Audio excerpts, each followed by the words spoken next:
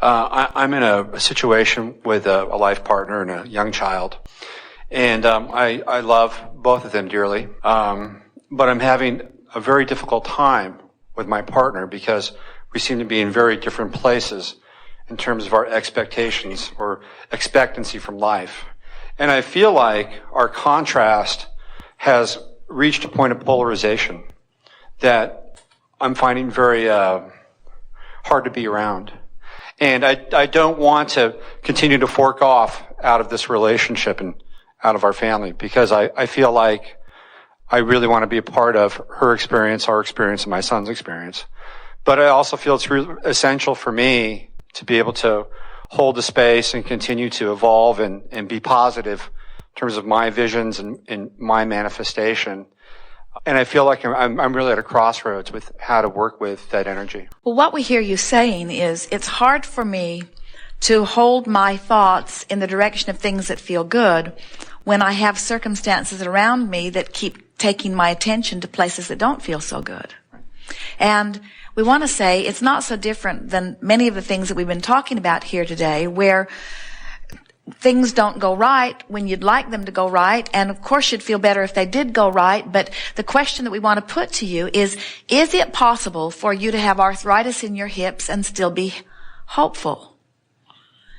Or does arthritis in your hips always mean that you have to be fearful? Does disagreement on many, many issues in a relationship mean that you have to feel bad? Or does disagreement on many, many things mean that there are just more options to think about? The question that we want to put to you, because everything about your life rests on this understanding, not just yours, but everybody's. Can I feel how I choose to feel under any conditions? Or do I need to control or change the conditions before I can feel better? And when you get it, that you have the power to feel better even if conditions don't seem to be changing, and you force yourself by diligently, vigilantly choosing the fork that feels a little better, what begins to happen is you begin to offer a different vibration that extracts different things from everything in your environment. Right. I understand that. I guess for me, it's just when I was a single entity, it was a lot easier for me to hold that space. Isn't that the truth? Yeah. And being in partnership, it's a lot more challenging to deal with the gravity of another person's choices or moods or belief systems. And I'm not necessarily struggling with it because there are days where I'm really fine with it. Esther heard on the television last evening that 15% of all murders are committed by the person you live with. And she looked at Jerry and said, "Do I have something I need to worry about?" And they laughed about it, and then they said, it's pretty logical, isn't it? That if you see someone getting in the way of your joy, that in the same way you would fight for oxygen by getting the pillow off your face. People tend to want to get everything out of the way that they think is responsible for their loss of joy. So let's talk, if you don't mind. We have not really done anything in terms of example of moving up the emotional scale or closing that gap between what you want and where you are. And so if you are willing, let's talk about some of the nitty-gritty. We think what happens with so many of you is that there are easier possible choices that you could make that you don't make because they don't feel like they're big enough to make any difference. And the choices that feel big enough that would make a difference, you can't make because there's too much vibrational difference between them. And so that's what causes people to feel trapped in a situation like this. What they could do doesn't feel like it's enough, and what does feel like enough, they can't do because there's too much vibrational discord. So let us show you how far you can go and how fast you can do it just by focusing with an intent to close that vibrational gap. So, what is the subject of greatest discord? An example of it. An example would be, she holds the thought that she has to be the person in our relationship that's quote unquote real, that's grounded or understands life on day-to-day real terms. And so if I have an idea or if I have a dream, her position would be, it's not achievable, ideal in the real world. And so I feel like she limits the scope of possibility because she has not experienced some of the things that I've experienced or some of the things that the people in this room and you yourself have experienced in terms of possibility and actually achieving something in the physical that at one time started as a desire or a thought? Well, the thing is, as you have a dream, and then she says it's not achievable, and then you feel anger at her for not being able to see your dream. Now, your pushing against her has caused discord in your vibration so that you are no longer in alignment with your dream either, and so it turns out she's right. Right. So how do I pull out of that? In other words, how do I maintain my vision? Here's something that will help right away, and that is when you have a dream and you've thought about it and you've come into alignment with it and you've practiced the thought of it so that it's very easy for you to maintain the vibration of it, then you could express it to those who don't know better, and their ignorance or innocence could be expressed. You can't do that, you can't do that. And you wouldn't be bothered at all by it because you know you can do it. And the fact that they don't know that you can do it wouldn't bother you at all. But if you haven't taken the time to really get yourself in vibrational alignment with your dream before you tell them about it, so that you're sort of tentative in it, and then you tell them about it, then what happens is, as they beat the drum of their disbelief, they drag you back into that disbelief, cause greater discord between where you want to be and where you are, and then you blame them for the way you feel. And it feels to us that that's what's going on here. Years ago, Jerry wrote a paper because he saw so much of this around those that he was trying to counsel into a better financial situation. And his paper, it was a yellow paper and it was 7 pages long, and it was about stuff that he had gathered from several books, and he entitled his paper, "Keep Your Ideas to Yourself Until They Are Fully Developed," because he saw so many people who were tiptoeing into an idea, who barely got started, that would then begin talking to someone who had not had the experience or who didn't understand, who would beat the drum of why it wouldn't work, and before Jerry knew it, his bright-eyed stargazer had lost his ability to dream because another dream had bit the dust by some naysayer.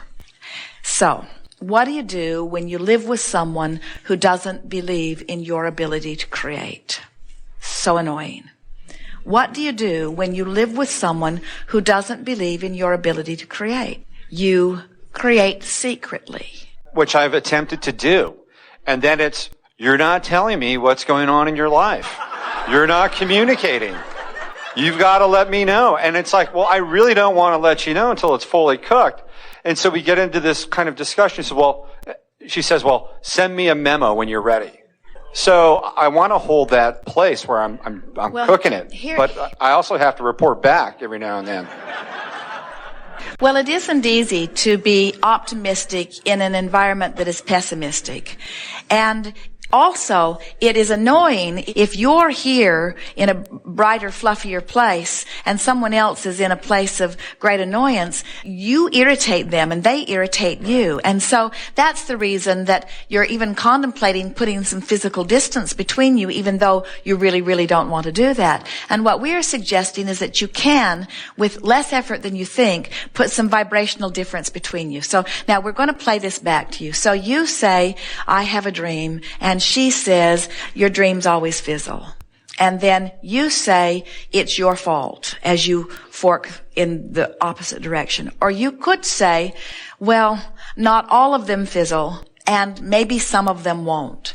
And she says, they probably all will. I haven't seen any other evidence. And you say, well, you might be right, but you haven't seen everything. And I believe that there's more in the future that neither one of us can see. And it makes me feel better to be hopeful than to feel helpless. And she says, well, I wish that instead of dreaming, you'd start doing some things that are more productive. And you say, I'm trying to do productive things, and I don't think that there's any harm in dreaming too. And she says, I wish that you would be able to show me some of the things that you're talking about. And you say, I'm in absolute agreement with you. I would like to be able to show you some of the things. And then, now you've got a little momentum going, and then you say, there's nothing I would like more than to find find my groove and get into my vibration and begin providing for you evidence of well-being of an extraordinary nature. There are so many things that my life together with you and the three of us has produced in me, so many desires that I want that would make our lives better.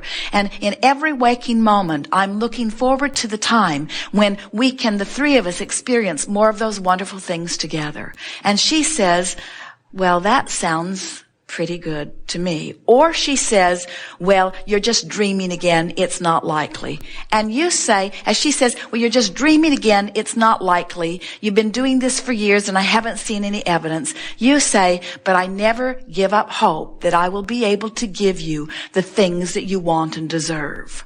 Now, it's getting harder and harder for her to stay obstinate because you're holding yourself in this place of love. You're holding yourself in this place of really wanting her world to be better and seeing yourself as someone who might maybe be able to make it a little bit better. And then you say to her, I know things haven't always gone as well as I have dreamed them, but I think I have a new plan in place. And that is, I'm going to incrementally bring myself into alignment with the things that I want. And then say to her, you know, sometimes I want something so badly and you are so sure I can't make it that I just want to run away from you out into some clear space where maybe I have a chance of making it. But every time I mentally run out into that place, I feel worse because you're not there than I would feel if I were out there maybe even making it. So I'm determined that I'm going to stay right here in this place with all your negative commentary and I'm going to make it anyway. But in order to do that, I have to leave you out of some of the things that I'm thinking.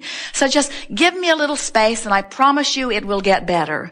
And let's not take score too fast. And as we give each other the benefit of the doubt more, things will get better and better. And we don't think that you could have too many discussions where you are really trying your best to feel better, that you won't begin to really feel better. And when you feel better, you see what's happening is she's getting your goat. And we don't blame you at all. But when she gets your goat, then you give her back exactly what she expects, which is what gets your goat, you see. So to break the cycle, you've got to practice in your own mind something until you shore up the vibration. And we think a gathering like this here today has done a good job for that for you.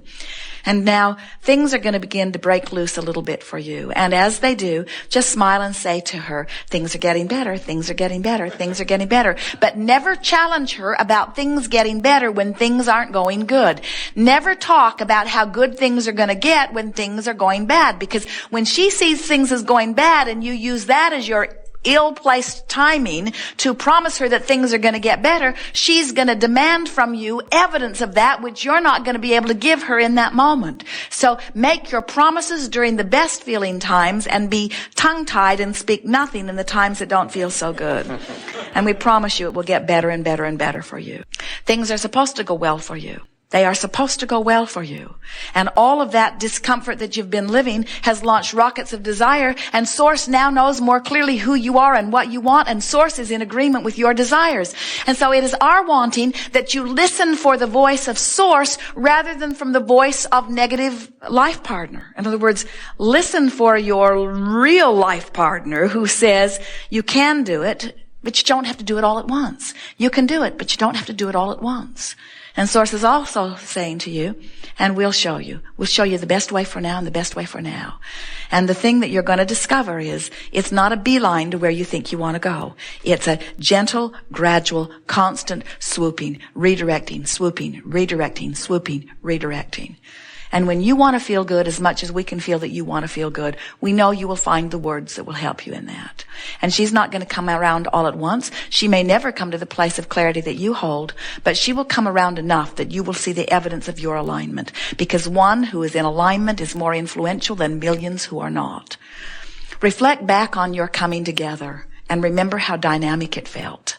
And let that be active within you. And remind her every day that you have an opportunity that when you met her, you wanted to be with her, and you still want to be with her, and you are determined that you're going to make it work, and you have ever so much more reason, and everything is going to turn out all right, and you don't care how negative she feels right now, it's going to get better. And please don't blame me for my continuing to dream, because it is my dreams that are going to take us into a place that's going to feel really good. And one day, promise her, we'll all look back on this and you'll say to me, I'm glad that you dreamed even when I accused you of foolishness, because I can see that it was your mindset that laid the groundwork of all of this wonderful life that we are now living.